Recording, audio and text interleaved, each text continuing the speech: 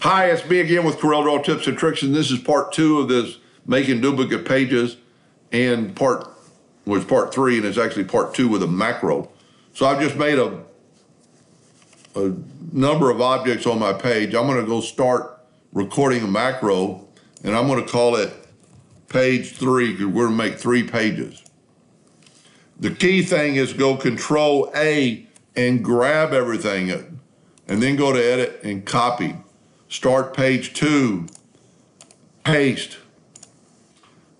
Page 3, paste. I still don't ever see anybody doing this, but that's what they were asking, I think. We're going to stop recording. I'm going to delete these pages. See if it'll work. Now there's a page 3. I'm going to double click on it.